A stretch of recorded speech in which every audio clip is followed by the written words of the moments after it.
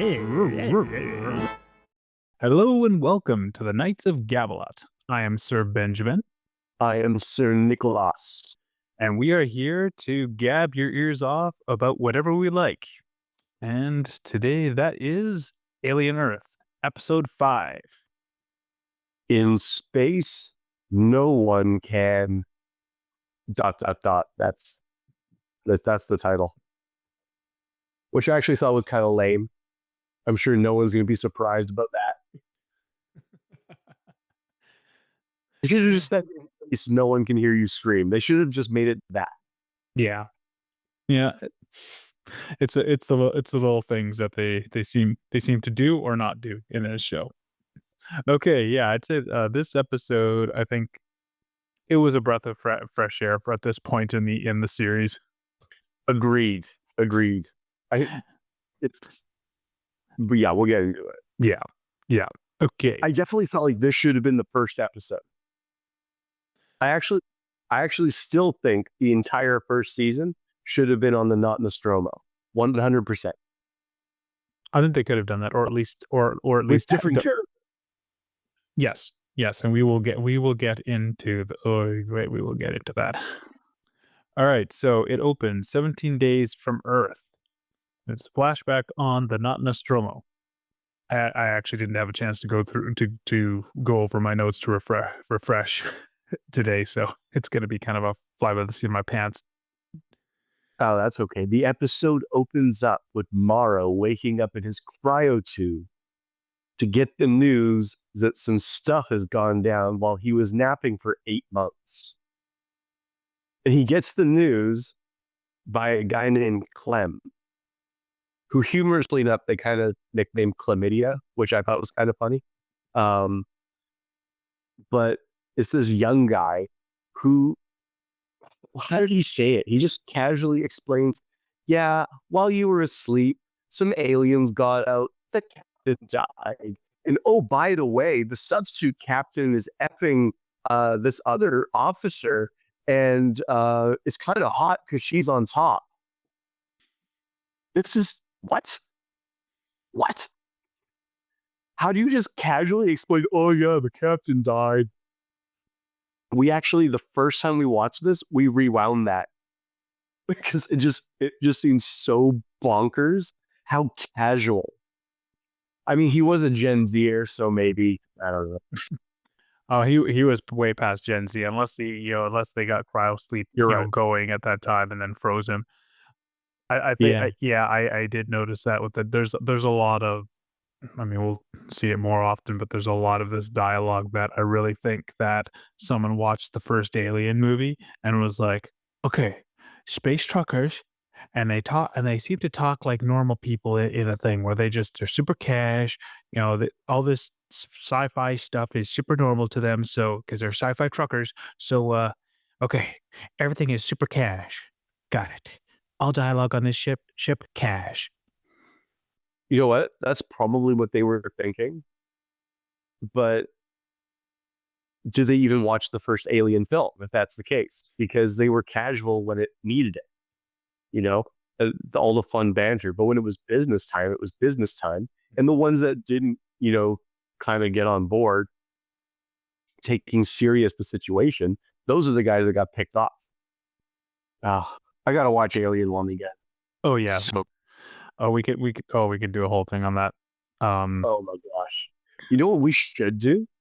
If you want to, when we are done with Alien Earth, go through Alien again, take notes, and do exactly what we do here, but we just gush about just how phenomenal. Yeah, we could totally do that. Oh, that would be fun. Throw it into the pile of things that we say that we want to do, right? Yeah. Oh, yes. So in my notes, it also mentions that there was a fire in Containment, and no one knows how, and it fried the navigation and engine relays. So they are now just a missile heading to Earth. Yeah. And Mr. Maro suspects sabotage. And he walks into the infirmary in his underwear. he's talking. Right, yes. Yeah. And he walks into the infirmary to find out what happened to the captain. There's the captain, and then there's the other officer, and I don't remember. Bronsky was his name. I don't remember what his role was. But so yeah, here's the picture. He walks into the infirmary. Right. Yes, I remember. People with the face huggers on their faces. Yes. One of them has blood everywhere because one of the doctors, the smoking Jewish guy, he's smoking. Everyone's smoking and eating in the weirdest places. He says, I tried to, I couldn't remove it from his face, so I just snipped the tail and it bleeds acid. Oops. And like either he didn't like the captain very well, or he's just casual about it again. This ship must be made out of some really tough stuff because I didn't see any acid burns on that table or anywhere on on. After they figured that one out, we were wondering that. But later on, when Maro's doing investigations, he goes into the room where the face huggers latched onto them, and then drops a cigar down the hole.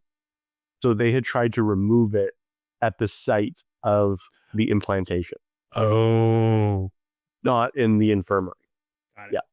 That's getting ahead of ourselves, but I had the same kind of thought too, and then I just didn't even bother bringing it up. And then there you go. Yeah, walks in the infirmary. The substitute captain, Mr. Maro, you're in your underwear. Can you just tell me what the hell's going on, please? I'll put my pants on later. Mr. Maro, we are experiencing I know this is an emergency situation, but have some decorum, sir. I know. The substitute captain, Zavaria, or Zav, I think was her nickname. Very pretty girl. Her voice is really annoying. Really, really, really annoying. Set design, 10 out of 10. Oh, yes. Yeah. Absolutely. It's amazing.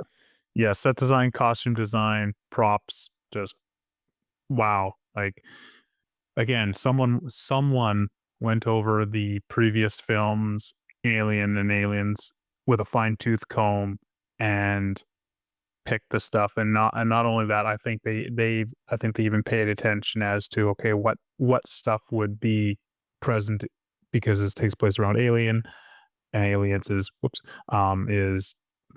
200 years or something later. I can't remember how many years, but either way, yeah, Aliens. It's what, 100 Aliens years? is 58 years. Right, my mistake. This is 2 years before Alien 1, and then Alien is 56 years after Alien.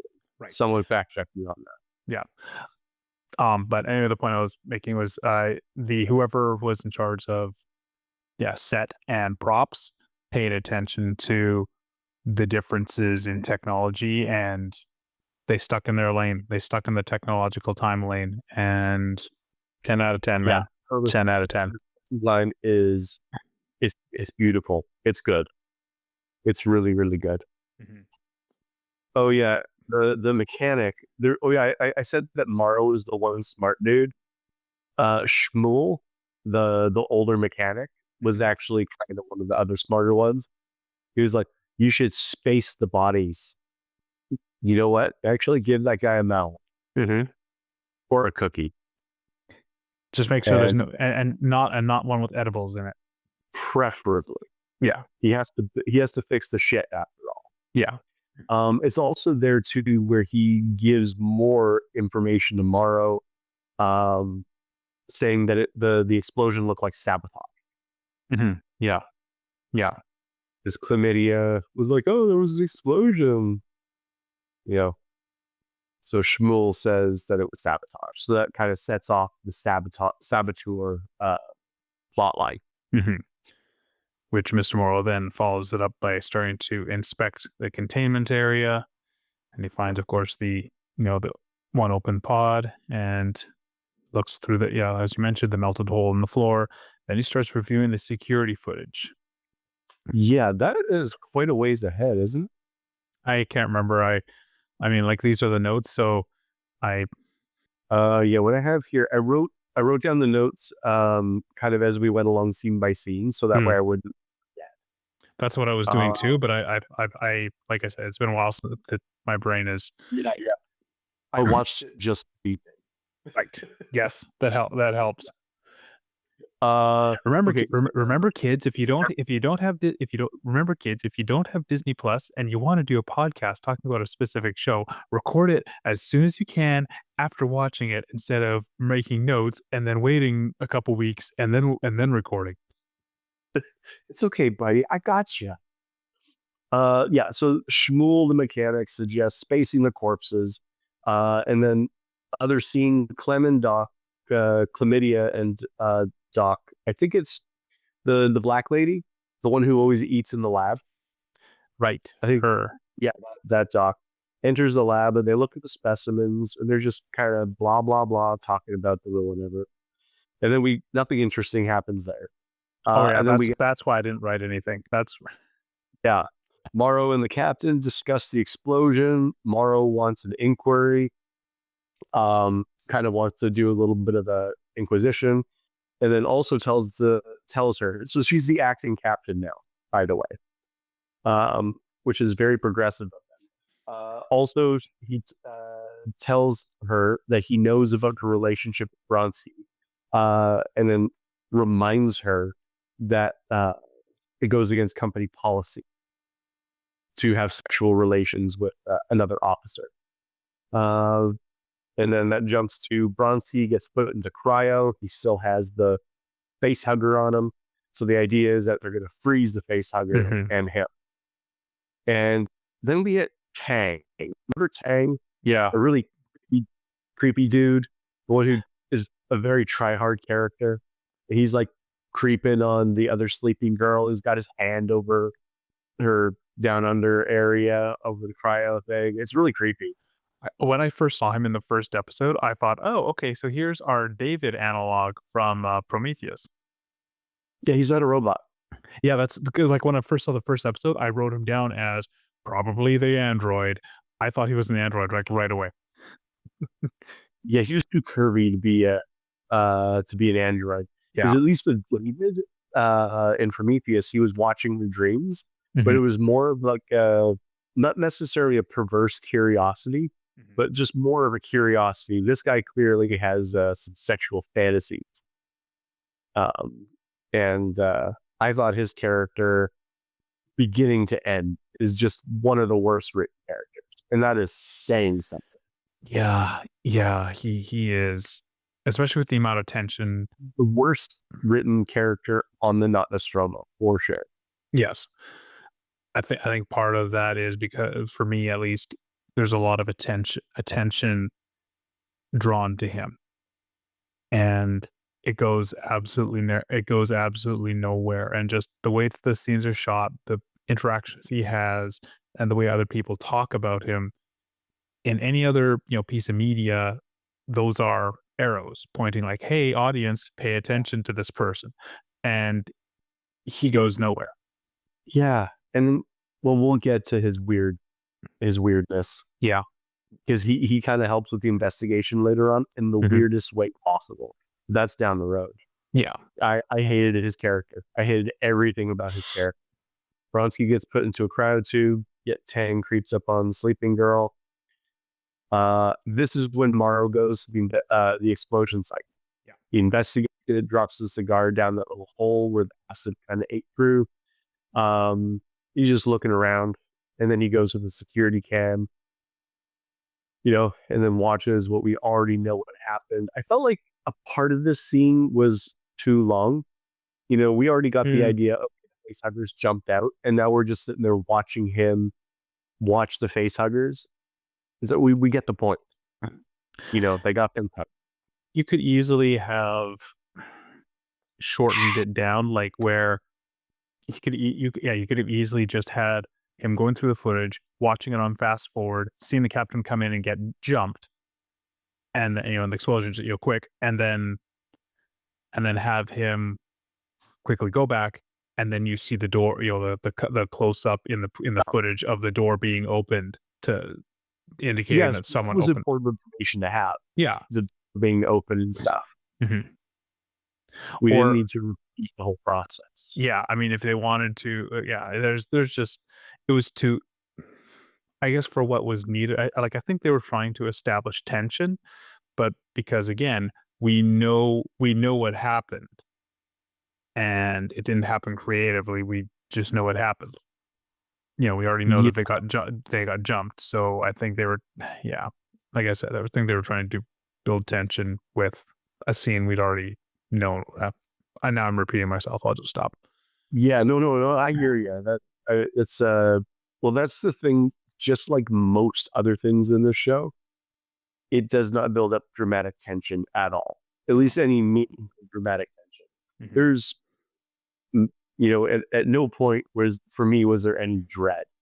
In fact, I was rooting for the alien to just kill all of them, and the alien didn't even get to kill most of them. Yeah. Spoiler alert: the alien is a secondary character in the show. Yeah. Anything else to add on that scene? No, other than Moro sees that the door being opened. Yeah, that someone opened a door, a door to the the door to the enclosure where the eggs are being stored. Yeah. And then right after that, we get to Captain Zav, and she's standing over the cryo tube with Bronsky in there with the face hugger. Oh wait, oh. There is also in this thing, before that. Oh wait, or maybe it happened with the whole thing of some of the logs being erased. Was that while Moro was going through That's later. That was later. Okay, sorry. Yeah, no, that happens during the interrogation montage. Right. Sorry. Continue, please. Oh yeah, no worries. Captain gets the sexy flashbacks from Sexy Time with Bronsky. Who, I mean, I guess he's all right. He's got some curly hair, whatever. And then she does something that's kind of would have been interesting if her character were likable. She takes some dirt out of a jar and then pours it onto the cryo. But the OCD part of my mind really hated that because it's a white environment and now there's dirt. It really bothered me. I was like, this is supposed to be a nice moment. And my brain is getting in the way. But I was like, okay, all right, she puts it on the cryo tube. The janitor has to clean it up now. That's cute. Yeah. Actually, there was I hope this doesn't sound overly critical, but this is a very weird scene because she's looking over the cryo tube at Bronsky, who's got the face hugger on him, and she's it's done tastefully. You don't see, there's no like nudity or whatever. You just see them kind of the O faces, basically, whatever. And then in the flashback, she gets off of Bronsky, and he's got the face hugger on his face in the flashback right after they have sex. As it's, there's like a and then it goes to her looking down at the cryo tube and no reaction whatsoever. She's just like, it was just a very, very weird little thing that showed up in there. It was like, again, trying to build dramatic tension with a jump scare that was really lame. Yeah. And because she didn't react to it, I have no reason to react to it. She's supposed to be my proxy in this world, in this scene. So anyway, that just kind of felt like I don't know. Yeah, anything to add to that?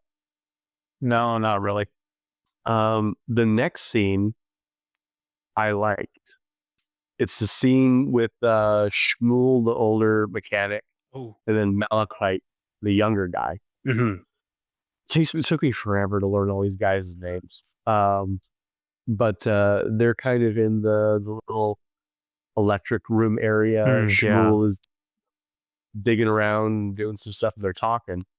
And then Malachite's eating one of his pies that looks like one of those overly large McDonald's pies. Oh, yes. Yeah. It was a really good scene.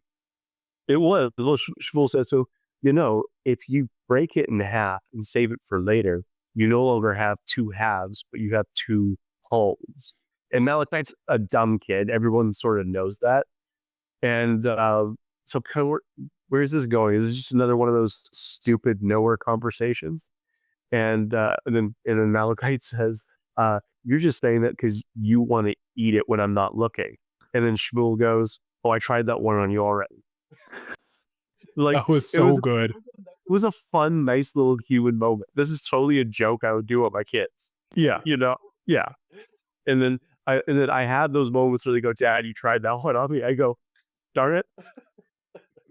So that was a genuinely nice little moment. I liked it. Yes. Next scene? Yep, go for it. Yeah, I have nothing else to add other than like I agree it was a great scene. Actually, just on that point, I would have loved to have seen more scenes that humanize people in just kind of that kind of way.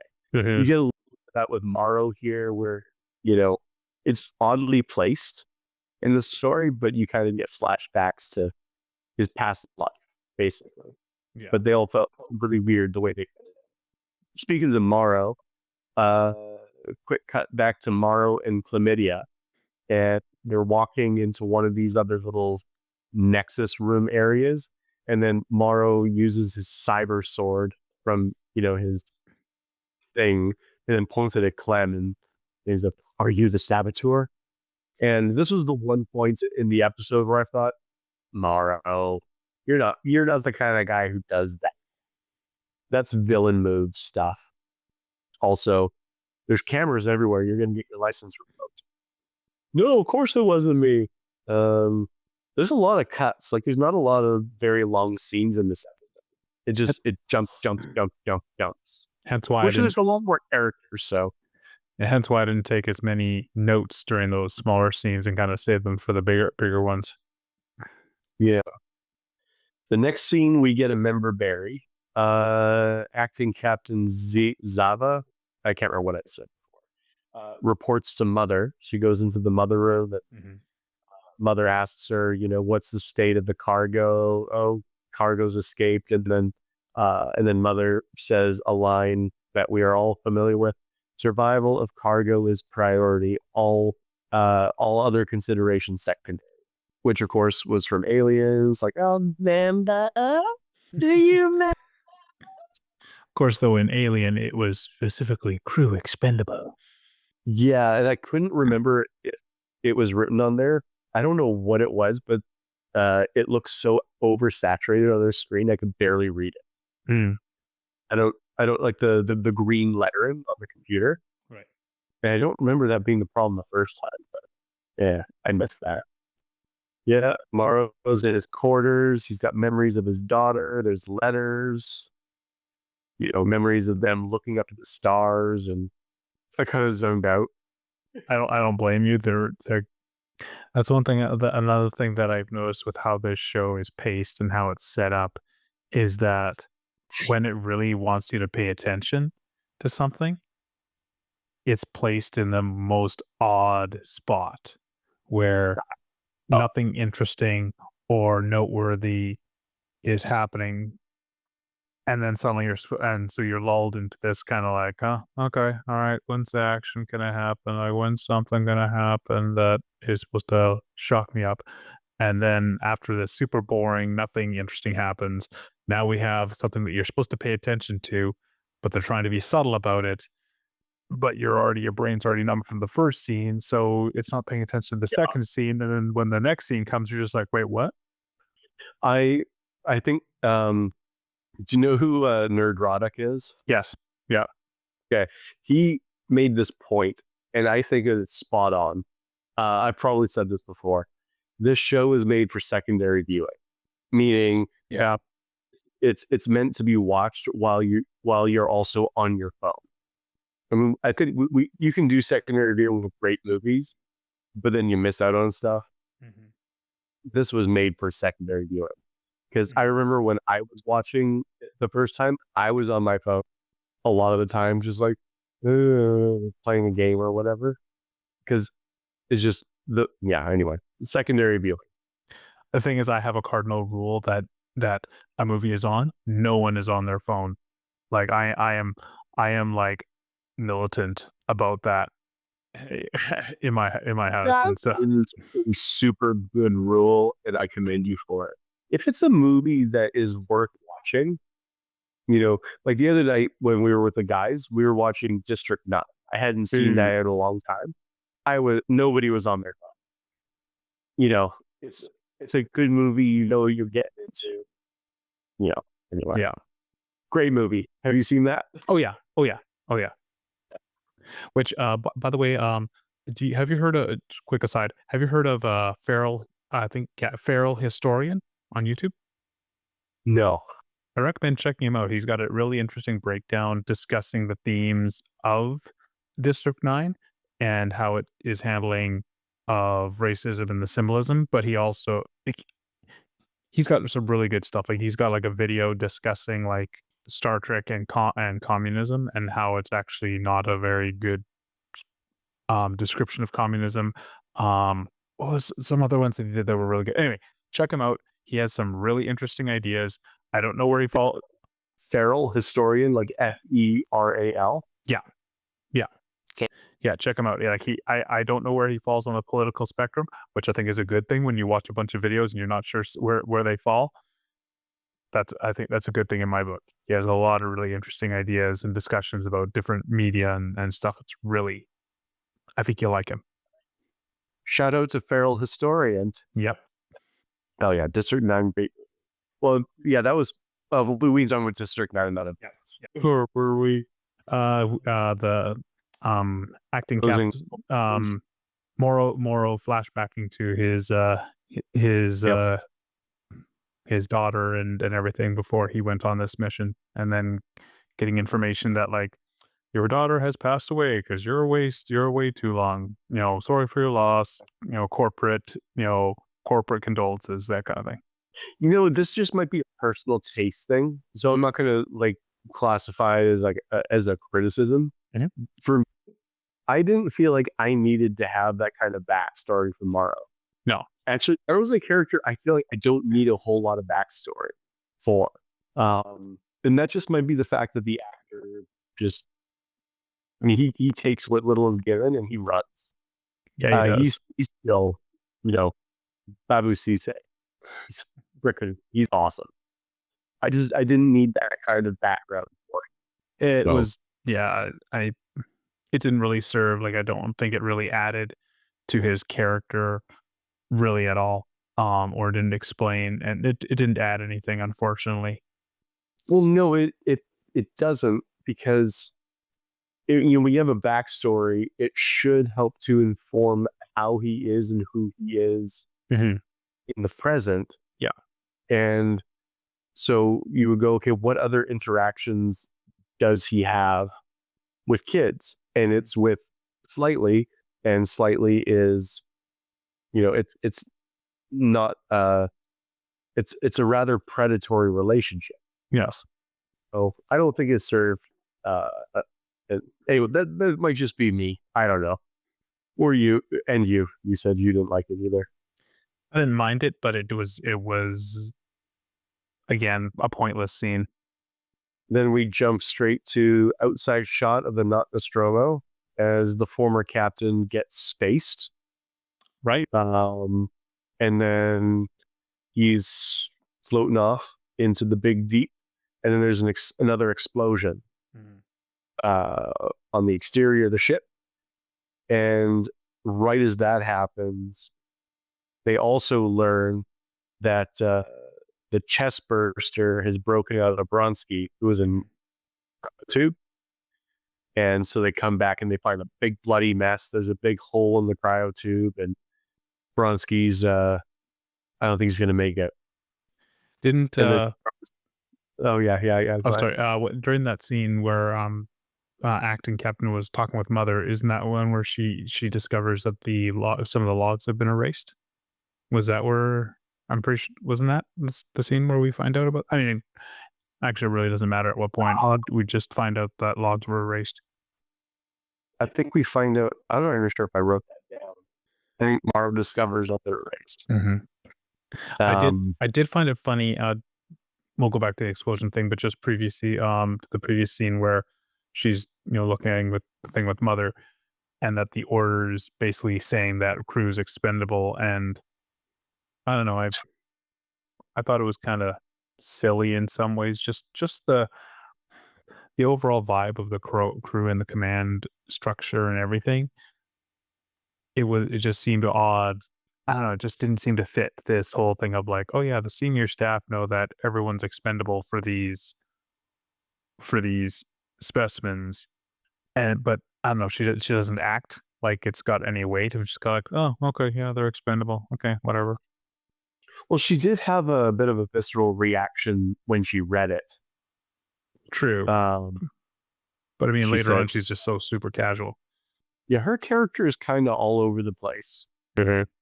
But yeah, I mean, she told Mother to go F herself, basically. True. But yeah, she has, like, her character has a lot of different. So she has the revelation with Mother, Brew expendable, Bronski dies. She's upset about that. Of course, after Bronski's got the face hugger on, she's upset about that. She's been embarrassed because now she's been found out as far as the relationship. She just didn't carry it, stupid believably. Yeah. Yeah, so the alien bursts out of the cryotube, and then Maro instructs the crew to capture, not kill. Pretty basic scene. I don't think really anything else happened in that scene other than that. No. And then we get to the next scene, which really annoys the absolute ever-loving crap out of it. I am ready for this scene. He's eating in a laboratory with specimens everywhere. The table is covered in biological specimens, and she's eating a friggin' sandwich and drinking her water like this.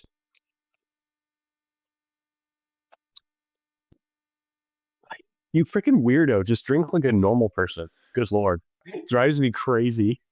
Also, it bugs me. So it also bugs me that, again, with these deadly specimens, if I remember correctly, was there even a door? Was the door even closed in the lab? I can't remember. I don't want to nitpick, but like I remember, yeah. Okay, yeah. I mean, it's like one of those details that. Yeah, but she's eating a damn sandwich. Yes. And you see all the laughs. Calm down. I'll calm down now. So when we first see her, she's of course working with those leech like critters with legs that we'd seen earlier in the show that suck your blood, everything out of your body. And the first thing, other than that, eating thing that was like annoying, I was just like, this part was really stupid. So she's testing what will they eat if they're hungry enough, and decided to give them a dead rat. They're in this, for those who have not seen it, to describe it, they're in this little cylindrical tube thing that she's gonna put the dead rat into the tube where these deadly parasites are. She lowers her hand in, like her hand straight to the tube. Yeah, straight into the tube. Her hand, I can't remember if it went up to the forearm, but like hand in there. Yeah, right there. Like, and to place the rat, like I would just drop it, like whatever. But the thing was I was like, these are a parasitic organism. You have obviously seen what they can do, and you are starving them to see what they will eat. And you are sticking your hand, your tasty morsel of a hand inside. And you're the survival instincts of a rock. Like, you're supposed to be a scientist, apparently. But like nothing she does gives me the impression that she's a scientist. It comes across as someone who read a few science textbooks, considers themselves a scientist of some kind, or a seeker of knowledge, or whatever, what have you, and is just messing around. That's all. That's the vibe she's giving me, even though she's supposed to be a scientist. This character is the second worst written character on the Nostromo. Her character is just so unbelievably bland on the one hand, and outrageously stupid on the other. You know, at least the doctor that went snip snip with the face hugger, he's got some character. I mean, I'm quarter Jew, so I'm partial to Jews myself. You know, I found him entertaining. His character was also stupid, but he was at least amusing. So she's goes back to eating her sandwich and drinking her water, and then this little cylindrical thing, the leech is able to get its little foot in to a crack and then open it from the inside. Ow. You know, and it creeps out, and then it poops into her water, a bunch of larvae or something like that. Yep. And then sneaks into her sandwich. And then the Jew guy shows up. His name's, I wrote his name down, Raheem. Shows up, points it out, and gets it back into the cylindrical thing. And meanwhile, the doc's like, I don't know how it happened. I just have no idea how this happened. And then he takes like that other cap and puts that on top. So evidently this thing like that little latch, whatnot, is, you know, one way, and then you're supposed to secure it with another cap on top. And she's not doing it, like, so lax on security protocols. Like, again, like I said, yeah, sure, you're a scientist. And then, of course, the eye is the little alien parasitic eye is watching all this happening and learning and everything. And yeah, well, this leads right into the next thing that drives me crazy. It's within this scene. Yeah. So she and Raheem leave the room. She secures the eyeball and the leeches back into these little spots in the wall where they're supposed to kind of get latched on and secured. And everything's green. She walks out, and then the eyeballs, like a little light beside the eyeball, goes from green to red, meaning not secured anymore. So then it's able to. Had it even turn green? Like I thought, like it was green and then it went red. Okay, I for some reason I was under the impression that it hadn't even turned green and that they just left. Yeah, well, it knocks it over and it goes to the ground and it shatters into glass. Would they use? I mean, maybe yes, it's container. Yeah, it's container. Wouldn't they use something that's different than glass? Like even now, we have containment units that have like transparent. It's a type of glass that doesn't shatter. I don't know what it's called, and maybe I'm just making things up. Oh, we do have it. We do have it. Okay, we do have it. This shatters into a bazillion pieces, and then the eyeball is free. And don't they have data pads? You know, their version of iPads. Wouldn't she, the research lab doctor person, have a data pad that would then go, you have a problem in the lab? Yeah. No? Huh. Okay. Cool. Yeah. So they have no backup safety protocols for when an alarm is going off. Wow. I'm an idiot and I'm thinking. So, you know, those slasher movies, you know, cheap horror movies, student films that are, you know, that you're not supposed to think that hard about them, and everyone is acting really stupid, and you laugh it off because it's a part of the, you know, horror and humor are bedfellows. Alien should not be that. Absolutely should not. And these characters, especially this one, is acting like those, you know, dumb teenager, dumb frat boy, dumb college kid, whatever, you know, interchangeable victim of the week for the slasher film. Just the amount of stupidity here is, it's like mind-boggling that this made it through rewrites, edits, and filming, and nobody said, "Wait a minute, this is really dumb." You know, like we've talked about Prometheus. Like I like Prometheus. It has some really stupid things in it, but there were some things I really liked about it. This whole show, this episode in particular, make the scientists in Prometheus seem like absolute geniuses. Yeah, because they at least had some. Yeah, well, I'm including the biologist who gets his hand broken by the snake, and the recon specialist who gets lost. So, the petition there. Well, we can have a discussion about the original script because that was one of the. I'll have to go back and find the file again. I've read the original script, and it was some of those things were explained in the original script. But anyway, yeah. Okay, this is for Prometheus. Yeah.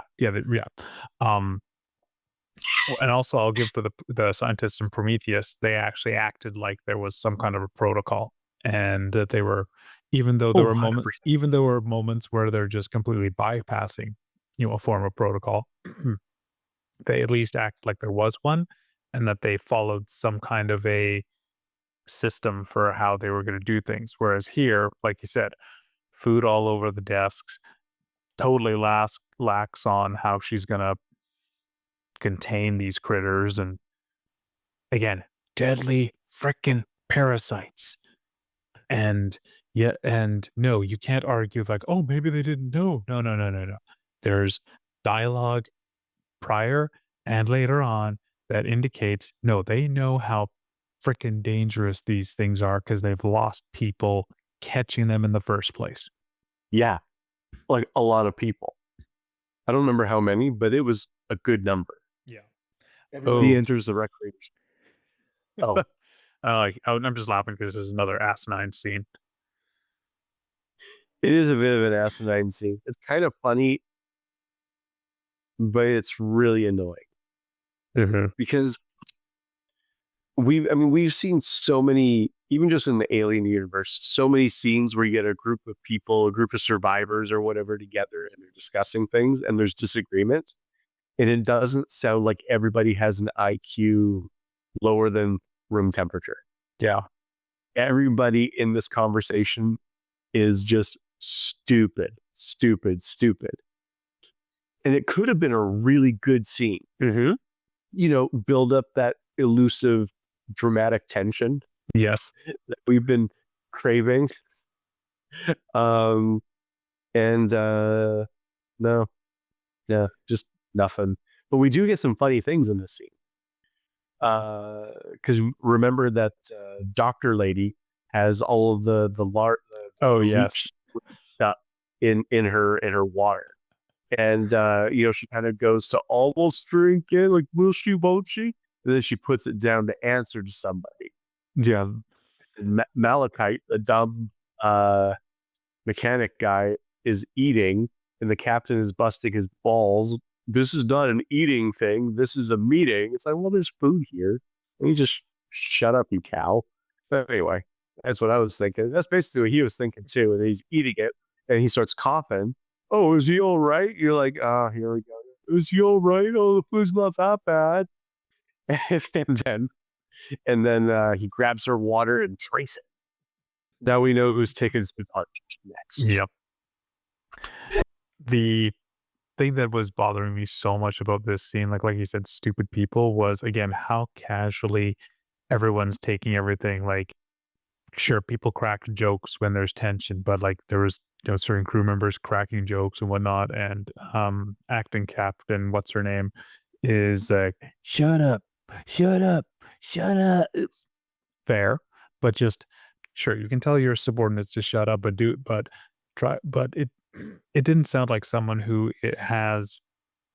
doesn't have the respect of the crew to even listen to it. Like when you've probably seen that, those guys who are put in charge of a situation or whatnot, and they're ordering people around, and they are on a super short fuse because no one's listening, and no one's listening because they are on a super short fuse and they have no patience, and it just from Aliens, you have Gorman,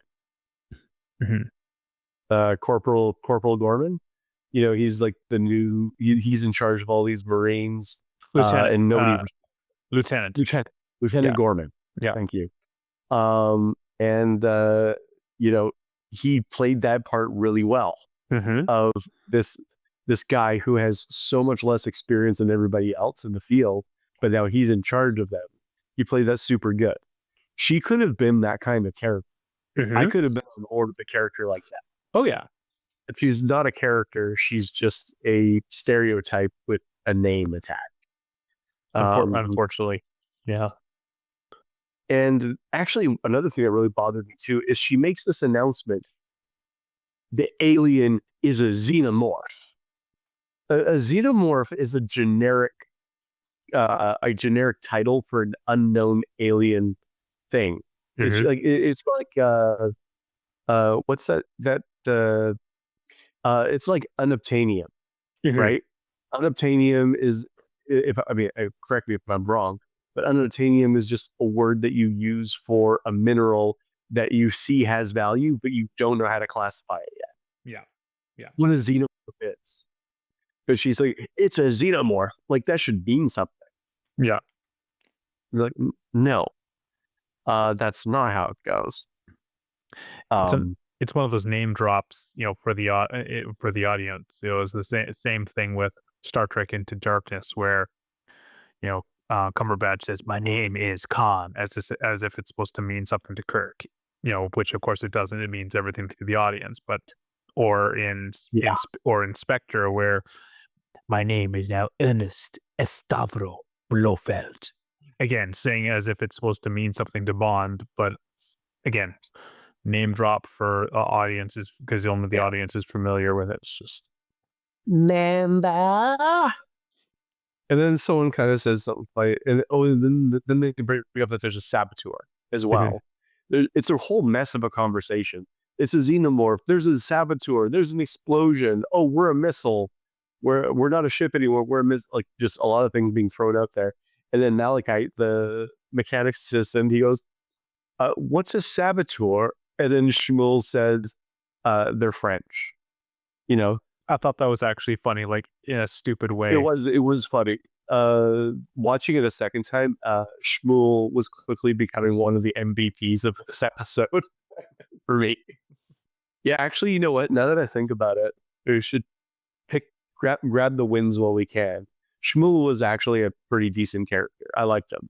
Yeah, I have nothing bad to say about him. He was enjoyable to watch. Even Malachite, it bugged me that someone as obviously low IQ as him would be on a spaceship.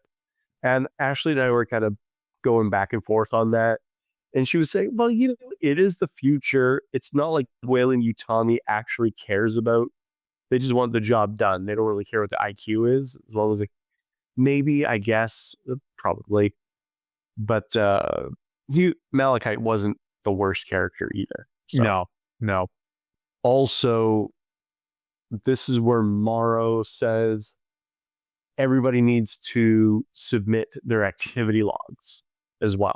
Right. If anything is amiss, you're in trouble. That kind of a thing. And that's where he also starts conducting interviews to find the Saboteur.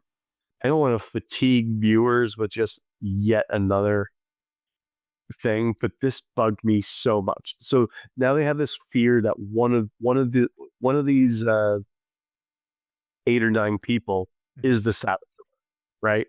So they leave the room, and then there's Captain Zav, and then there's Dr. Sandwich in the laboratory, and she comes out, and Zav says to her, "Are you the Saboteur?" And she goes, "Of course I'm not." And then Zav says, "Good, then come with me." This just it made me think. It reminded me of like middle school or Boy Scouts when we're playing a game of I can't even give it a proper example, but one of those games where someone has to pretend to be like like wink murder or like right, and someone has pardon. Great game. Yeah, right. Like those.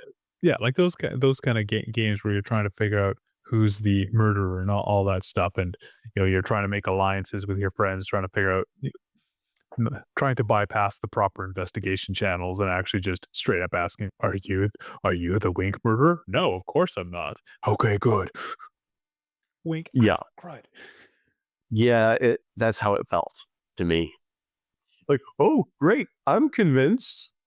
Maro starts interviewing the crew. Yeah. So you kind of get these snapshots back and forth. He's interviewing the different members of the crew. I think he starts with Raheem, who, again, he's a humorous character. His dialogue lacked focus. It was, I don't know. There was something that felt off about it, but I felt weird. But and then we get to the mechanics are talking again, and then Malachite gets sick and starts vomiting up blood, and then gets rushed to the infirmary. Right around this point, the doctor discovers that the eyeball has escaped the lab. Oh no! And then we get another jump cut scene to Maro and Tang. And this is where we get that really weird scene where so Maro is talking with Tang. This is the creepy perv dude. And then Tang says something with just the smuggest expression whatsoever. The smuggest expression ever. You know, just because somebody's cryopod says that it's not empty doesn't mean that it's not empty all the time. Meaning, of course, the Saboteur is not one of the people who's supposed to be awake, but someone who's in cryosleep. Tang said that like he had inside information and was only just sharing it in the coyest way possible. It felt so weird. I thought, okay, well, maybe he's in cahoots. Nope, not at all. You see, this is I think a clear example of like what you said about this show could have been this episode or at least half the show, because he could have done so much more with like with Tang. Like I think with all his creepiness and everything, I think it could have worked if there had just been more scenes and more build up. Like the creepiness wasn't the problem. It was the way that it was executed. Yeah. But yeah, he was just such an odd character. Yeah. Just, I think he felt like overall, he felt like the checkbox of like, okay, we need the creepy guy. Yeah. Or the odd guy. So ask questions. Just consume current product and get excited for next product. Yeah. All right, and then after that little tidbit. Oh, go ahead. Sorry. I was just going on to the next scene, which I believe is when Moro is going through the transmission footage. Yes. And he finds that the chief engineer has been in communication with Prodigy. And specifically Boy Cavalier. As being told to make sure the ship crashes in his kingdom. Oh, yes, and the creatures are mentioned. Yes, they are. Which I found, again, I don't know if Boy Cavalier was just playing it for everyone's benefit who was watching, but in his cohort. But he seemed awful surprised by there even being creatures in existence on the ship when he was sent. Like, okay, let's jumping back to episodes 1 and 2. If he, like, the chief engineer in this scene did talk about something one of the creatures did, I believe it says something about his wife's eye having laid into his wife's eyeball. Yeah, and like he's describing some of the things these creatures can do. So Boy Cavalier knows that these critters are dangerous. And yet he did not send a containment team in right away. Like, good point. Like that like it's just those things annoy me when. No, that's true. That's actually a good point. It's small detail, but it's important. Yeah. That felt. Yeah, throw it onto the bone pile of things that Boy Cavalier does that doesn't make sense. So Maro goes to find what we already now know. So the person that Boy Cavalier was talking with, his name is Petrovich. And Maro goes to Petrovich's cryotube and discovers it's empty. And not a whole lot there.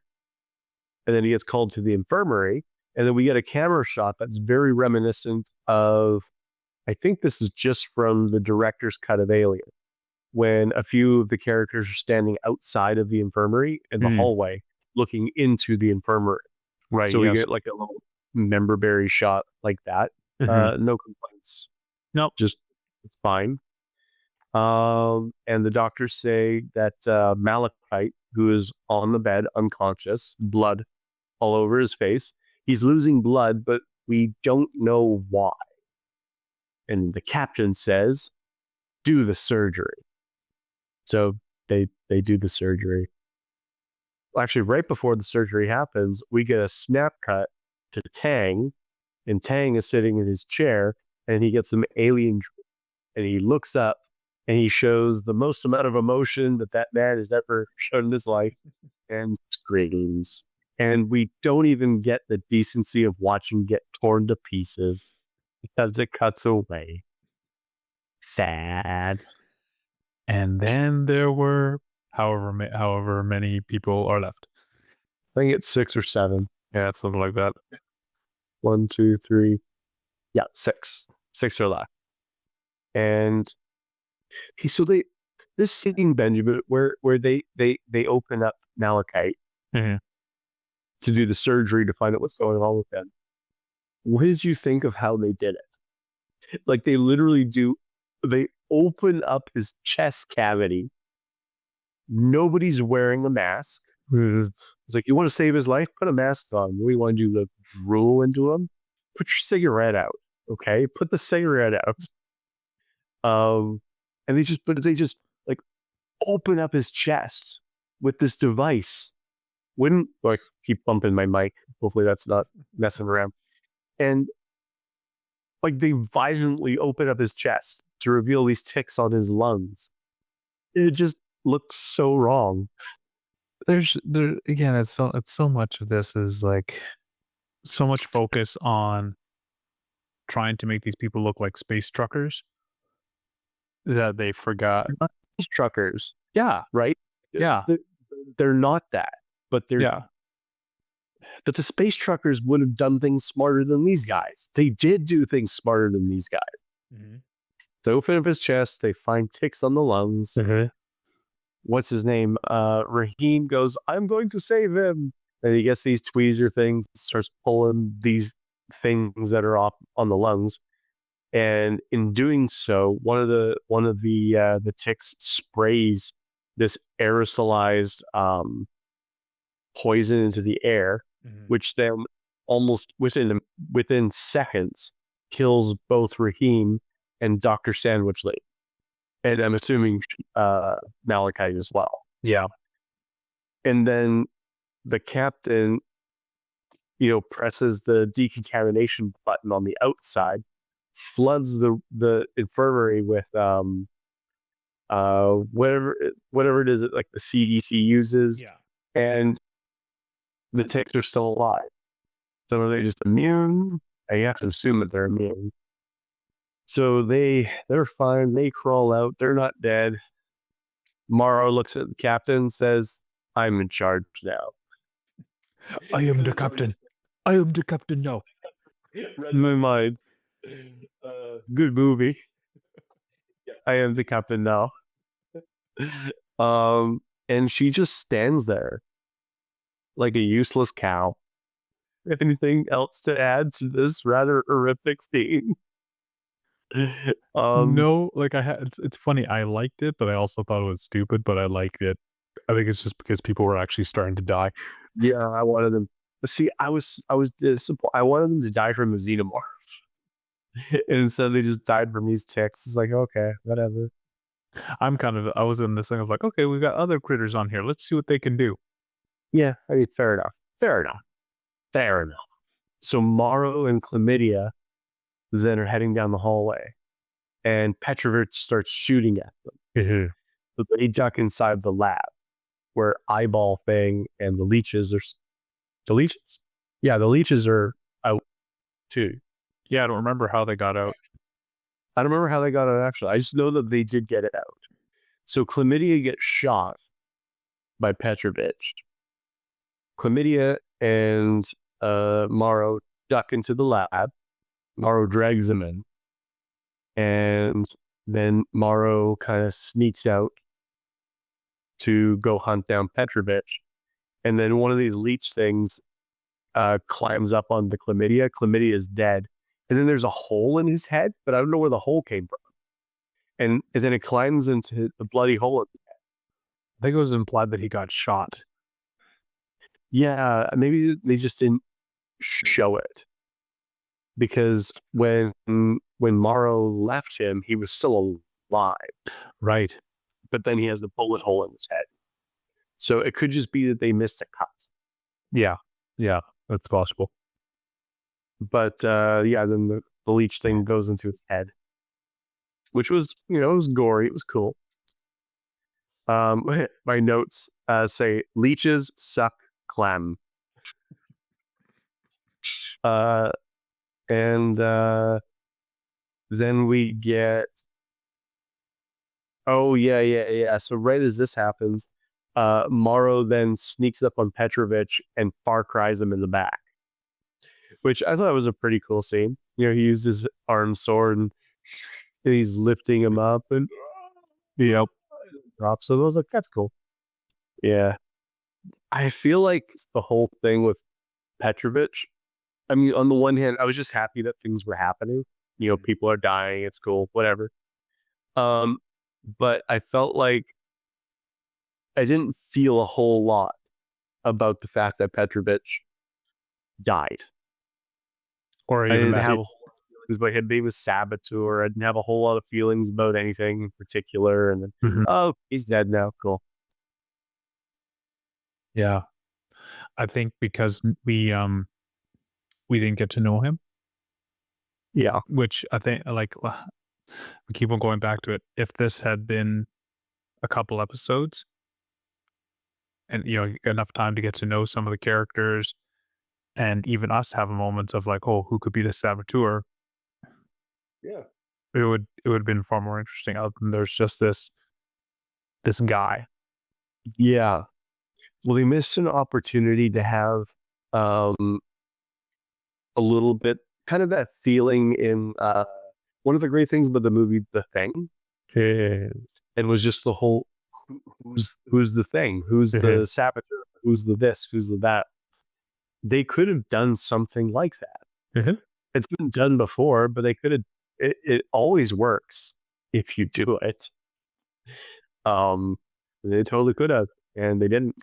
And the fact that it was somebody outside of the circle of people that we had already kind of gotten to know also made it feel less meaningful. Yeah, so the captain is left standing by herself outside the infirmary, and she drops the rest of the dirt on the floor. That's right. That's right. She's just She's still standing there after Moro had said, like, okay, we're gonna all take care of a few things, and we're gonna then lock ourselves all on the bridge, and then Weyland-Yutani is gonna come and clean all of this mess up for us once we can get into orbit around Earth. Yeah. And she's just standing there. Yep, like a cow at a new gate. And Xeno sneaks up behind her and stares at her, and she turns around, and then she runs. Well, she gets tripped, and then she runs, and then she outruns the Xeno. Benjamin. She's really fast. She has Zulu blood in her. She ran so fast. Outran the Xeno. Yay. Too many characters, too many people are outrunning Xenos in this show. Yeah. I thought it looked decent enough. I feel like the show has done the Xeno a disservice by showing it too much in bright lights. But at least there was flickering lights. It was fine. Yeah. Chases her. She outruns it. And then she finds Schmool. Yes, on the I believe that was on the bridge, I believe. Yes. Except it's not Schmool anymore. Schmool has been taken over by the eyeball. I thought that was a great little reveal thing That's there. pretty good. Yeah, it was pretty good. And then he attacks Zav, Captain Zav. Mm-hmm. And then Maro shows up and fights with Schmool. And then Schmool calls the Xeno. It makes like this gargly noise, calls the Xeno over to help. Xeno comes up behind Maro. Maro says, F it, and runs. And then Schmool and the Xeno start fighting each other. And Schmool leaps up, piggybacks him, and starts biting the Xeno. You know, and the Xeno's stabbing him with the tail. And, you know, and then the eyeball comes out. And then the eyeball tries to attack the Xeno, but the Xeno doesn't have eyes. I felt like the writers felt like that there was a beef between these two races, but it was never fully explained. Yeah, I like the idea of the eyeball like wanting to I don't know what the exact phrase is, but the bigger better BBD, the bigger better deal, always going up. And so I like the idea that the eyeball was like, "Oh, you're a bigger bad than this body. What I could do with you." And I mean, who knows? I mean, it's an alien parasite. We're just thinking in the terms of human anatomy and eyeball. Who knows what that thing could attach to on the Xeno if it could, and possess it. Maybe it knows something we don't. Yeah, it was again just one of those things where you drop it in to the show, you insinuate something, and then you don't explore any further. Especially like I was also thinking with the eyeball, the bigger question is like, is this its base form? Because we're dealing with sci-fi and whatnot. We're doing I'm probably thinking too hard about this. But not everything. How do I put it? The Xeno is evident that not everything has eyes and eyeballs, kind of thing, right? So I'm just wondering, like, with this parasite, is it designed to can it possess things that doesn't have eyeballs but uses some other way, or has its species evolved to take other forms depending on where it is? I don't know. Especially considering when the eyeball is not possessing it doesn't have a host. Instead of just being the singular iris, the iris is split and become, irises. I think that's the name. Yeah, all, yeah. all the way around the sphere. Yeah. I don't know. Yeah, I don't know. I do feel like the eyeball is still one of the better characters. Mm-hmm. Yeah, it's a great menacing creature design. I think it's really well done. Yeah, I've enjoyed it. That's for sure. Oh yeah, Maro gets into the mother room. That little computer room area. He locks the old captain out, steals it, and this is where we synchronize with episode 1 of this series, where we talked about how it started off with the Nostromo, and then it goes to Neverland, and then you jump back to the Nostromo, and you feel like you missed the whole movie. Well, now you've seen the whole movie, and now we're kind of synchronized up with that. So Zav gets attacked by the alien. Alien tears you to shreds.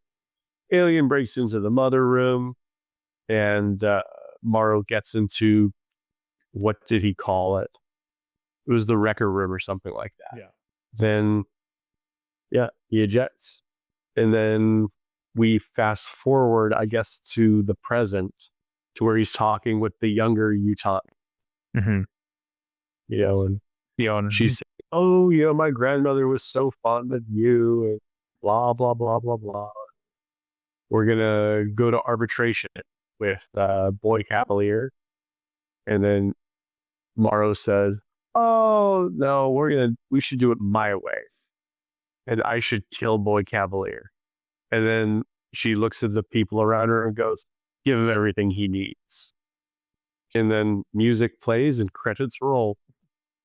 That is the episode. It was probably the best episode of the season. Unfortunately, which is not saying much. Unfortunately, I stiff competition. No, I don't want. I don't know. It's hard when you're watching a franchise that has like great storytelling. Yes, it has its hiccups and whatnot, but there's plenty of ideas there. And when you've got a show that seems to know that there's great ideas there and things to explore, because it keeps on bringing forward all these little flashes of ideas, and then doing nothing with them, and it's hard to.